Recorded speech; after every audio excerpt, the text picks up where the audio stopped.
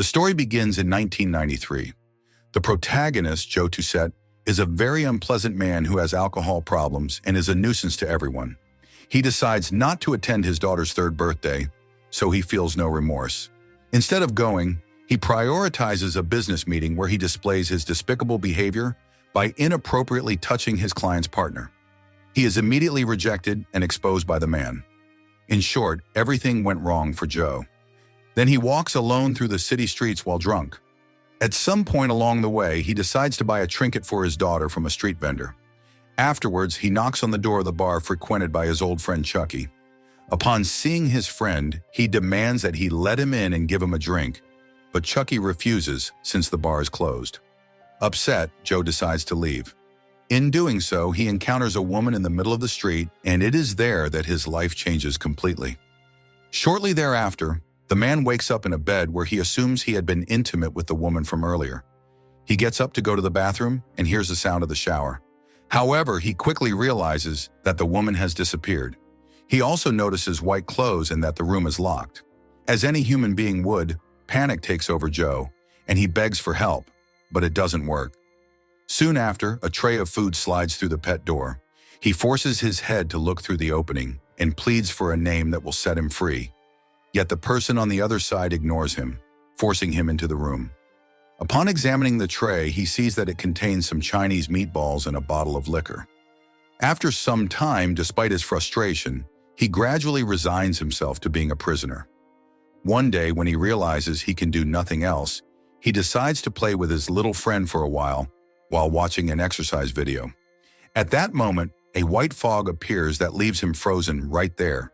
A group of people take DNA samples. Later, Joe learns that his woman was abused and murdered, leaving his daughter Mia in adoption. The news explains that overwhelming evidence was found at the crime scene, indicating that Joe was the culprit. In short, those people had used his DNA to implant it at the crime scene. Upon hearing this, he becomes very angry at the accusations against him. Several months pass, and he is forced to draw a face with his own blood on a pillow. Not only that, but he also becomes friends with a white rat until one day it gives birth to a litter of mice. That is, he slept next to his friend, but when he wakes up, they are gone. Confused, he returns to the door and sees his food tray being slid through again. However, the menu is different this time. When he sees the tray, he screams in agony at the sight of his friend and her babies boiled in the dish. Days later, his sanity slowly deteriorates, leading him to want to end his life. But he fails when the white fog appears again. Upon waking, he sees that his wound has been treated. Years pass, and he trusts the television to catch up on things, including the news about his daughter. He smiles in relief upon learning that Mia has been adopted by caring parents and appears to be thriving with the cello, which gives him hope of finding her someday. For this reason, he begins writing letters for her to read when she grows up. He even stops drinking alcohol to get in shape by practicing martial arts. To keep track of time, he marks the passing years by tattooing with a hot needle. After almost 2 decades of captivity, he devises an escape plan. Day after day, he scrapes at the cement covering the bricks of the shower until, after 20 years in captivity, he manages to create a hole through which he can pass. He crawls through it and follows a dark tunnel until he reaches the end and breaks out with kicks. Quickly, he returns to retrieve the letters he had written, and it is there that the television starts broadcasting an interview with his daughter, who is now an adult. Mia declares that if her father is still alive, she can forgive him for what he did. Distracted by the television, the white fog reappears, leaving him unconscious once again. When he regains consciousness, he finds himself inside a box in the middle of a field. He has with him some letters, a bundle of bills, and a smartphone showing a countdown. Just as he stands up, he sees a woman with the same yellow umbrella he saw the night he was kidnapped. When he chases her, he is interrupted by some soccer players who think he is a stalker. However, thanks to his training, he is able to easily beat the players. Then he sees the umbrella again among a crowd in a mobile pharmacy, only to discover that a man is holding it. The man causes a commotion, and a nurse named Mary approaches him to ask if he is okay. He receives a card from her and goes to visit his old friend Chucky. After being missing for 20 years, Chucky tells him everything that happened. Suddenly, his phone rings. Upon answering, it is revealed that he is speaking with the person who has kept him captive for years. The subject states that he must find Mia, Joe's daughter. At the end of the call, Joe asks Chucky to help him find the person responsible, which is complicated because he has a long list of people he wronged in the past. Joe spends the whole night investigating exhaustively until Chucky finds him unconscious. Later, Chucky finds Mary's card, so he contacts her. Soon after, Joe's condition worsens until he stumbles upon some letters, which he ends up reading out of curiosity. The man quickly realizes this and snatches the letters back, displaying aggressive behavior. Mary calms him by saying she believes what happened and wants to help him. Accompanied by Mary, he continues his investigation to find the culprit, mainly planning to visit an old enemy named Sho. However, they are surprised to see that he is completely old and disabled. Then he decides to try all the Chinese meatballs in the area because that's all he had been eating for years. Shortly afterward, Mary has to go to work, so Joe must continue alone as he tries to figure things out. After some time sampling different restaurants, he becomes convinced that he has found what he was looking for. He immediately notices a large takeout order on the other side of the room and decides to follow the suspicious-looking man who comes to pick up the order. When Joe manages to sneak into the building with the man, he kills him to impersonate him and gain entry. Once inside, it turns out that there are other captive people. Joe then detains a man named Chin to interrogate him. In doing so, he proceeds to inflict wounds all along the man's neck to force him to confess. The man exclaims that he does not know his boss and asks to listen to an audio recording. In the recording, the mysterious man instructs that Sho be locked up for 20 years without revealing the motive.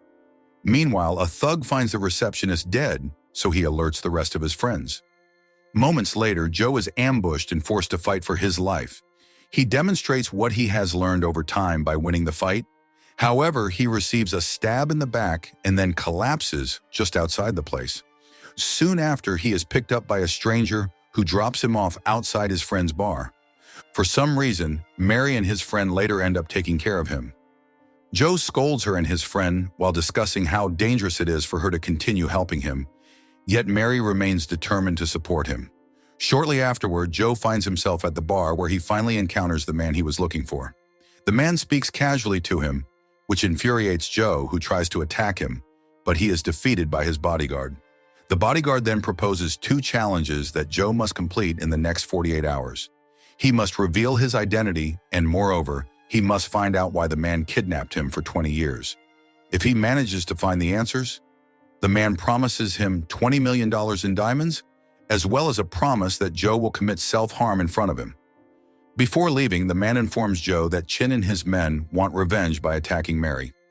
As expected, Joe runs in search of her. Consequently, he is captured. Mary then receives a call from her boss, who offers a large sum of money in exchange for releasing them both. After the negotiation, the two are reunited, showing how deeply they care for each other. Later, Joe receives another call from the man, revealing that the same background sound is always heard. This causes Mary to use her phone to identify the song. Upon discovering it, she realizes that it is the anthem of a high school which Joe attended when he was young. Both attempt to search for the school online, but the website is inaccessible because it closed long ago. Fortunately, they manage to contact the former principal of the school, so they go to visit her. Mary pretends to be an investigator on Joe's case, while he stealthily enters the house to steal a yearbook. At that moment, it is revealed that Joe had many enemies because he was a bully. Suddenly, he notices someone named Adrian Price, and something clicks in his mind after the visit. Both of them rest and freshen up, but their attention is so great that they end up getting intimate without even realizing it. They are being monitored by the mysterious man through a hidden camera. Back at the bar, Chucky, who attended the same high school as his friend, investigates on his own account. Just as he discovers something, he decides to call his friend. Although Joe is busy, he leaves a voicemail without knowing he is being monitored by the mysterious man.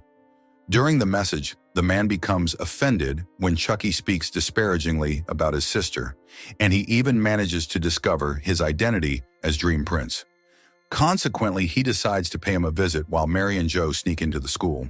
While searching through the school records, they come across Adrian's sister, Amanda.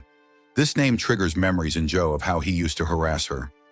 After recalling the past, he realizes that his kidnapper is his former classmate, Adrian Price. Joe is certain of it since when he was young, he caught Adrian's sister being intimate with an older man at school. Moments later, they discovered that the Price family had moved after the incident. Moreover, the father had murdered his wife and daughter and then shot Adrian, leaving him badly injured before finally taking his own life. Fortunately, Adrian survived because the bullet did not pierce his heart. Additionally, the father felt immense shame since he was the one who had been intimate with his own daughter. Moments later, as they leave the school, they come across a package from the mysterious man containing Chucky's severed tongue. Not only that, Adrian also indicates a meeting point, adding that he has his daughter with him.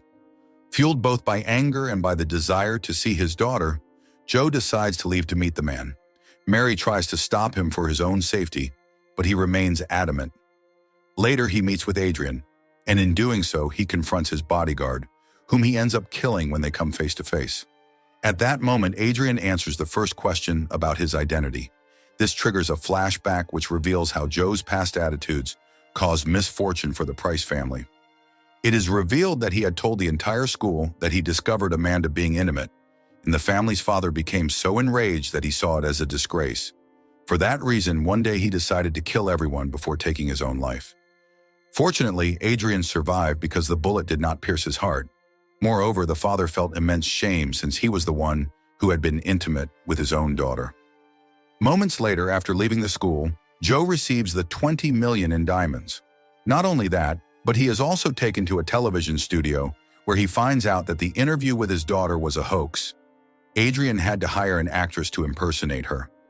This infuriates him so much that he begins to ask, "Where is Mia?" To which the man responds that after killing Mia's mother, he had to change her name to Mary, thus revealing that she is his real daughter.